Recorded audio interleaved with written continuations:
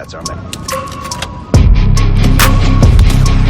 School teacher پر ایسی کیا مشکلات پیش آئیں کہ وہ ٹیچر سے گنڈا گرد بن گیا؟ پولیس اور جرائم پیشہ لوگوں میں دوستانہ مراسم کیوں؟ عنایت اللہ کے قلم سے نکلا ایک بہت ہی خوبصورت ناول ہیرے کا جگر، جس میں جرم و سزا کی پراسرار اور ہیبت ناک دنیا کے حیرت انگیز حقائق پر مبنی داستان۔ کہانی کی طرف بڑھنے سے پہلے ہمارے چینل کو سبسکرائب کریں اور ساتھ بیل کے آئیکن کو پریس کریں تاکہ ہماری ہر نیو آنے والی ویڈیو آپ تک بآسانی پہنچ سکے۔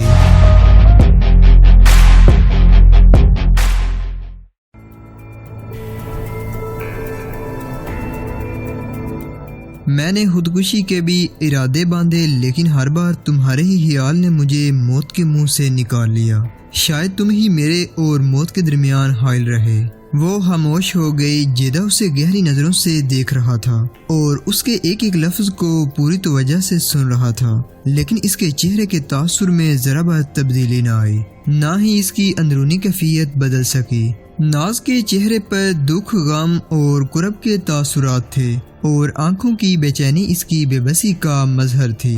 میں نے بہت سوچا جیدہ، بہت سوچا، ناز نے بے چارگی سے کہا۔ میں نے تمہاری زنجیروں کو توڑ دینا چاہا، لیکن یہ میرے گرد لپٹتی ہی گئیں۔ ہزار چاہا مگر تمہیں دل سے دور نہ کر سکی۔ اس نے 2-4 ثانیے جیدہ کے بے تاثر چہرے کو دیکھا۔ وہ خاموشی سے اس کی طرف دیکھ رہا تھا۔ ناز نے اس کے سکوت کو جھنجھوڑنے کی کوشش کی۔ کاش تمہارے سینے میں انسان کا دل ہوتا اور تم میری کیفیت سمجھ لیتے۔ مجھے تم سے نفرت ہونی چاہیے تھی، لیکن دل نہ مانا۔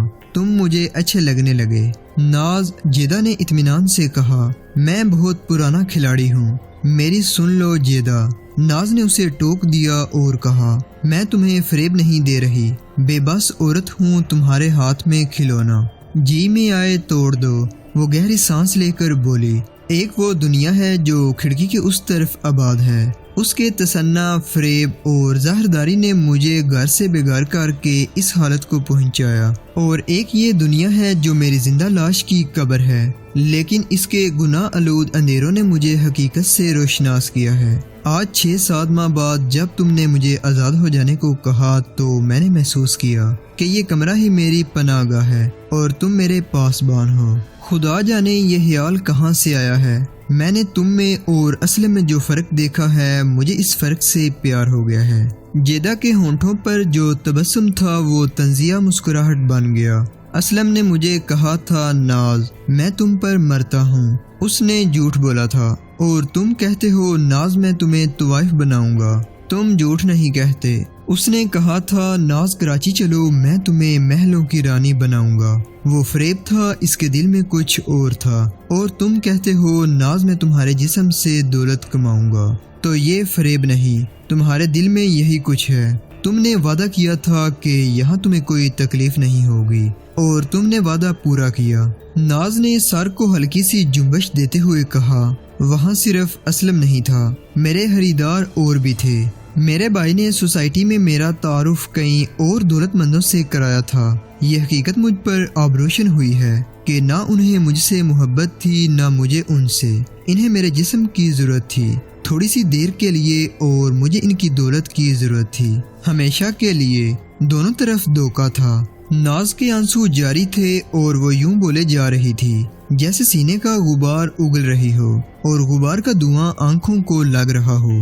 جیدہ، اس نے کہا، میرے بھائیوں کی دولت پرستی اور کمینگی نے مجھے گمراہ کیا، مجھے کہیں کا نہ رکھا۔ میں جہاں سے بھاگ کے آئی ہوں اب وہاں نہ جا سکوں گی۔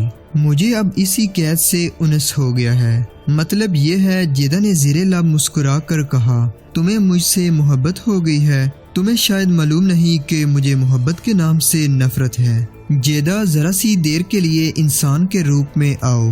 ناز نے اس کے زانوں کو مضبوطی سے پکڑتے ہوئے کہا، میں نے اپنے بھائی کو جھوٹی محبت پر قربان کیا ہے، اور تم سچی محبت سے بھاگ رہے ہو۔ مجھے قربان کرنا چاہتی ہو؟ نہیں، جیدہ، صرف اتنی سی التجا ہے۔ ناز نے اس کی ٹھوڑی کو چھو کر منت کے لہجے میں کہا، مجھے اسی کمرے میں یوں ہی اپنے قدموں میں پڑا رہنے دو۔ تمام عمر اسی حال میں گزار دوں گی۔ میری محبت کو ٹھوکر مار دو، لیکن مجھے اپنی خاموش پوجا کر لینے دو۔ اور ایک التجا یہ بھی ہے کہ مجھے بے سوائی کی زندگی سے بچائے رکھو۔ میں تمہارے لیے صرف تمہاری خاطر اسی کمرے میں قید رہوں گی۔ جیدہ یوں چونک کر اٹھ کھڑا ہوا جیسے ناز نے اسے نشتر چبو دیا ہو۔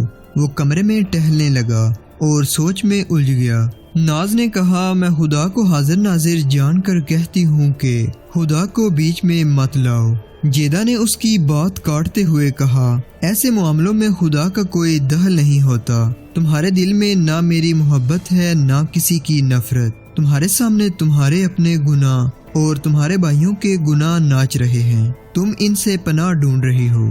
جیدہ پر کسی قسم کا کوئی اثر معلوم نہ ہوتا تھا۔ کمرے میں سکوت طاری ہو گیا۔ ناز کی اکھڑی اکھڑی سانسیں اس سکوت میں تحلیل ہو رہی تھی۔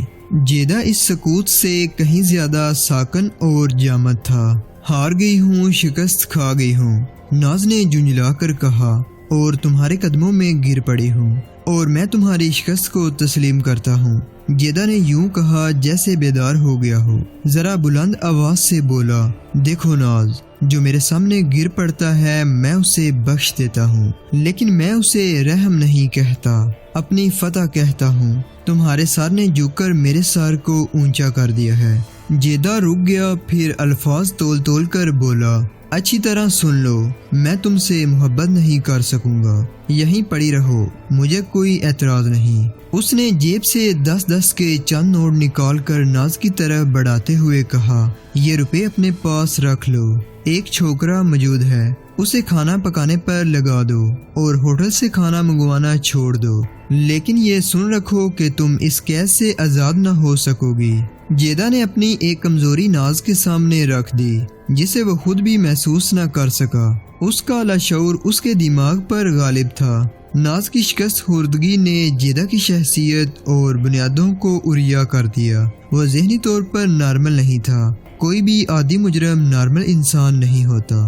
ناز نے اس کے ہاتھ سے روپے لیتے ہوئے مسرت بھرے لہجے میں کہا، تمہارے اور اپنے لیے میں اپنے ہاتھ سے کھانا پکایا کروں گی۔ نہیں، جیدہ نے فیصلہ تن کہا۔ جیدہ، ناز کے آنسو جاری ہو گئے۔ اس نے آگے بڑھ کر جیدہ کا ہاتھ تھام کر چوم لیا اور کچھ نہ کہہ سکی۔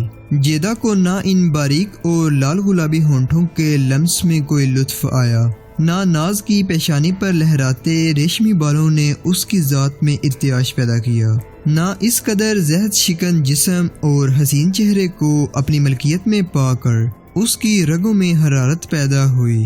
ایک بات کہہ دوں ناز، جیدہ نے کہا، اپنے متعلق ذرا اچھی طرح سوچ لو۔ آخر کب تک اسی طرح قید میں پڑی رہو گی؟ میں کب تک زندہ رہوں گا؟ میں ہر وقت پھانسی کے تختے پر کھڑا رہتا ہوں، جانے کب لٹک جاؤں، جانے کب قتل ہو جاؤں۔ میں جرائم پیشہ ہوں۔ میری دوستی اور میری دشمنی جرائم پیشہ لوگوں اور پولیس کے ساتھ ہے۔ میں کسی بھی وقت قتل ہو سکتا ہوں۔ پولیس کو ضرورت محسوس ہوئی تو مجھے گولی مار دی جائے گی، اور تم اخبار میں یہ خبر پڑھ لو گی کہ بدنام گنڈا جیدہ پولیس مقابلے میں مارا گیا ہے۔ تم اپنی راہ بنانے کی فکر کرتی رہو۔ تمہیں روزی ملے گی تو میری ہی دنیا میں ملے گی، تم میری ہی دنیا میں نام پیدا کرو گی۔ مہذب سوسائٹی میں جسے بدنام کہتے ہیں اسے ہم لوگ نیک نام کہا کرتے ہیں۔ وہاں لوٹ کر جاؤں گی تو بدنام کہلاؤں گی۔ سوچو، سنجیدگی سے غور کرو۔ جیدہ نے اپنا ہاتھ ناز کے ہاتھوں سے آہستہ سے نکالا اور کمرے سے نکل گیا۔